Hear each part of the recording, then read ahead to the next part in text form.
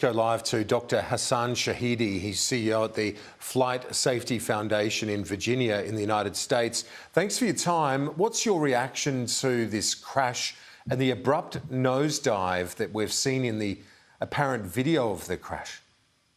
Well, our hearts go out to the families and loved ones of those that perished in this accident. It certainly was at a cruise altitude, as you mentioned, at 29,000 feet.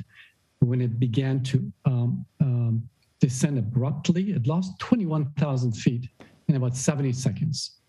And it stopped at descent at about 7,400 feet. It actually began to climb briefly at about 8,600 feet before it began to descend again abruptly.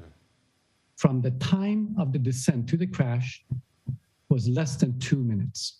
And so this is indeed very puzzling, and it is really something that the investigators will be looking into.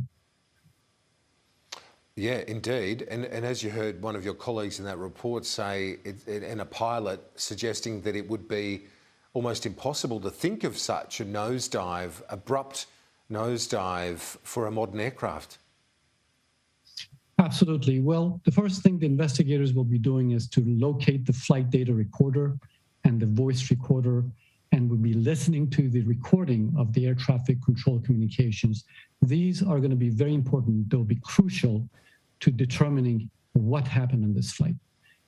Certainly, they'll be looking at the aircraft history, which is fairly new. This aircraft was about 7 years old.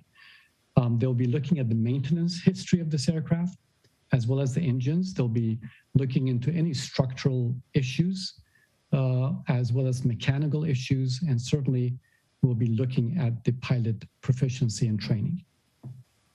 The Boeing 737 is considered a safe aircraft, isn't it? And it's one of the most used, widely operated aircraft in the world. This particular series, 737-800, there are about 4,200 of these around the world. So you're absolutely right. It is most popular. There are about 1,100 of these in China. And so this particular series have had a very good safety record over these past decades. So it is indeed very, very puzzling in terms of what happened in this flight.